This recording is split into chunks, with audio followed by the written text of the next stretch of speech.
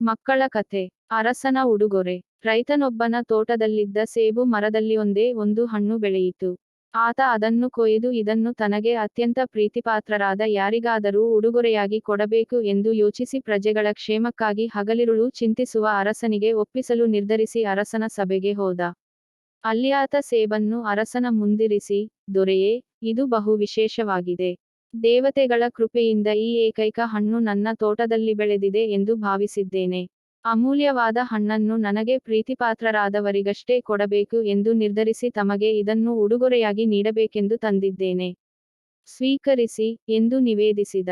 ಅರಸನು ಸೇಬನ್ನು ಹಿಡಿದು ನೋಡಿದಾಗ ಅದರಲ್ಲಿ ವಿಶೇಷವಿದೆ ಎಂದು ಅವನಿಗನಿಸಲಿಲ್ಲ. ಆದರೆ ಮುಗ್ಧ ರೈತನ ಪ್ರೀತಿಯನ್ನು ಶಂಕಿಸಬಾರದು ಎಂಬ ಕಾರಣಕ್ಕೆ ಸಂತೋಷ ವ್ಯಕ್ತಪಡಿಸಿ, ನಿಜವಾಗಿಯೂ ಅತ್ಯಮೂಲ್ಯ ಕೊಡುಗೆಯನ್ನೇ ತಂದಿರುವೆ. ಇದಕ್ಕಾಗಿ ನನ್ನಿಂದ ನಿನಗೆ ಏನು ಪ್ರತಿಫಲ ಬೇಕು ಕೇಳು, ಎಂದು ಹೇಳಿದ. ರೈತ ಪ್ರತಿಫಲಕ್ಕೆ ಕೈಯೊಡ್ಡದೆ, ಎಲ್ಲಾದರೂ ಉಂಟೆ?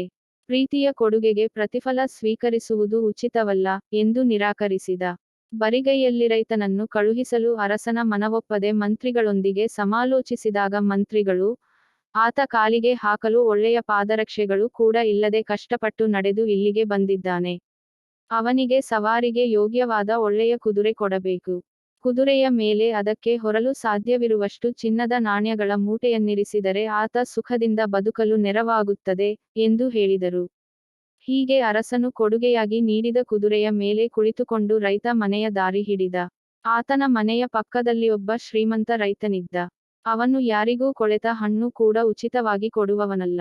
ಆತ ಒಳ್ಳೆಯ ಕುದುರೆಯನ್ನೇರಿಕೊಂಡು ಬರುತ್ತಿರುವ ಬಡ ರೈತನನ್ನು ಕಂಡು ಬೆರಗಾಗಿ ಅವನನ್ನು ತಡೆದು ನಿಲ್ಲಿಸಿ, ನಿನ್ನೆ ತನಕ ಹೊಲ ಉಳಲು ಮುದಿ ಎತ್ತನ್ನು ಕೊಳ್ಳಲು ನಿನ್ನ ಬಳಿ ಶಕ್ತಿಯಿರಲಿಲ್ಲ. ಆದರೆ ಇಂದು ಲಕ್ಷ ಲಕ್ಷ ಬೆಲೆ ಬಾಳುವ ಕುದುರೆಯ ಮೇಲೆ ಕುಳಿತುಕೊಂಡು ಬರುತ್ತಾ ಇದ್ದೀ ಅಂದರೆ ಏನು ಸಮಾಚಾರ? ಎಂದು ಕೇಳಿದ. ಅದಕ್ಕೆ ರೈತ, ಇದು ಪ್ರಾಮಾಣಿಕವಾಗಿಯೇ ದೊರಕಿದೆ. ನನ್ನ ತೋಟದಲ್ಲಿ ಕೆಂಪು ಬಣ್ಣದ ದೊಡ್ಡ ಸೇಬು ಆಗಿತ್ತಲ್ಲ. ಅದು ಬಹಳ ಅಪೂರ್ವವಾದುದೆಂದು ನನಗೆ ಗೊತ್ತಾಗಿ ಅದನ್ನು ಅರಸರಿಗೆ ಉಡುಗೊರೆಯಾಗಿ ಕೊಟ್ಟೆ. ಅವರು ನನಗೆ ಈ ಕುದುರೆ ಕೊಟ್ಟರು ಮತ್ತು ಬಂಗಾರದ ನಾಣ್ಯಗಳ ಮೂಟೆಯನ್ನು ಹೊರಿಸಿ ಕಳುಹಿಸಿದರು, ಎಂದ. ಶ್ರೀಮಂತನು ತನ್ನ ತೋಟದಲ್ಲಿ ಒಂದಕ್ಕಿಂತ ಒಂದು ಹೆಚ್ಚು ಆಕರ್ಷಕವಾಗಿರುವ ಸೇಬು ಹಣ್ಣುಗಳು ಬೇಕಾದಷ್ಟಿವೆ. ಒಂದು ಹಣ್ಣಿಗೆ ಒಂದು ಕುದುರೆ, ಒಂದು ಮೂಟೆ ಚಿನ್ನ ಸಿಗುವುದಾದರೆ ತನ್ನ ಮನೆಯನ್ನು ಅದರಿಂದಲೇ ತುಂಬಿಸಬಹುದು ಎಂದು ಲೆಕ್ಕ ಹಾಕಿದ ಅವನು ಚಂದಚಂದದ ಸೇಬು ಹಣ್ಣುಗಳನ್ನು ಕೊಯ್ಯಿಸಿ ಗಾಡಿ ತುಂಬ ಹೇರಿಕೊಂಡು ಅರಸನ ಸನ್ನಿಧಿಗೆ ಹೋಗಿ, ನಾನು ಬಡ ರೈತ. ನನ್ನ ತೋಟದಲ್ಲಿ ಅತ್ಯಮೂಲ್ಯವಾದ ಸೇಬು ಹಣ್ಣುಗಳು ರಾಶಿರಾಶಿಯಾಗಿ ಬೆಳೆದಿವೆ. ಇದು ಯೋಗ್ಯರಾದವರ ಬಳಿಗೆ ಸೇರಬೇಕು ಎಂಬ ಆಶಯದಿಂದ ಎಲ್ಲವನ್ನೂ ಕೊಯ್ಯಿಸಿ ತಮಗೆ ಸಮರ್ಪಿಸಲು ತಂದಿದ್ದೇನೆ, ಎಂದ. ಅದಕ್ಕೆ ಅರಸ, ತುಂಬಾ ಸಂತೋಷವಾಯಿತು. ಈ ಹಣ್ಣುಗಳಿಗಾಗಿ ನೀನು ಯಾವ ಪ್ರತಿಫಲ ಬೇಕು ಎಂದು ಬಯಸಿದರೂ ಅದನ್ನು ಕೊಡುವ ವ್ಯವಸ್ಥೆ ಮಾಡುತ್ತೇನೆ, ಎಂದು ಹೇಳಿದ.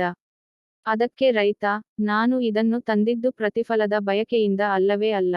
ನನಗೆ ಏನೂ ಬೇಡ, ಎಂದು ಹೇಳಿದಾಗ ಅರಸ, ಪ್ರಜೆಗಳಿಂದ ನಾನು ಯಾವ ವಸ್ತುವನ್ನೂ ಉಚಿತವಾಗಿ ಸ್ವೀಕರಿಸುವುದಿಲ್ಲ. ಅದಕ್ಕೆ ಪ್ರತಿಫಲ ಕೊಡಲೇಬೇಕಾಗುತ್ತದೆ. ಏನು ಬೇಕಿದ್ದರೂ ಕೇಳು, ಕೊಡುತ್ತೇನೆ, ಎಂದ. ಶ್ರೀಮಂತ ರೈತ ಮನಸ್ಸಿನಲ್ಲೇ ಸಂತೋಷಪಟ್ಟು, ಅರಸರು ಪ್ರೀತಿಯಿಂದ ಏನು ಕೊಟ್ಟರೂ ಅದನ್ನು ತೆಗೆದುಕೊಳ್ಳುತ್ತೇನೆ, ಎಂದು ಹೇಳಿದ. ಗಾಡಿ ತುಂಬ ಹಣ್ಣು ತಂದಿರುವ ಇವನು ಬಡವನಲ್ಲ ಎಂದು ನಿರ್ಧರಿಸಿ ಅರಸ ಆತನ ಬೆರಳುಗಳಲ್ಲಿ ಉಂಗುರಗಳನ್ನು ಧರಿಸಿರುವ ಗುರುತನ್ನು ಕಂಡು ಆತ ದುಡಿಯುವವನು ಅಲ್ಲಾನಿಸಿತು. ಆತ ಬಡ ರೈತ ತಂದುಕೊಟ್ಟಿದ್ದ ಸೇಬು ಹಣ್ಣನ್ನು ಒಳಗಿನಿಂದ ತರಿಸಿ ಶ್ರೀಮಂತ ರೈತನ ಕೈಯಲ್ಲಿಟ್ಟು, ಇದು ನನಗೆ ತುಂಬಾ ಪ್ರೀತಿಯ ಹಣ್ಣು. ಬಡ ರೈತನೊಬ್ಬನ ಶ್ರಮದ ಫಲ. ಇದರ ಬೆಲೆ ಕಟ್ಟಲಾಗದು. ಇದನ್ನು ತೆಗೆದುಕೊಂಡು ಹೋಗು, ಎಂದು ಹೇಳಿದಾಗ ಶ್ರೀಮಂತ ರೈತ ಪೆಚ್ಚು ಮೋರೆ ಹಾಕಿಕೊಂಡು ಮನೆಗೆ ಬಂದ.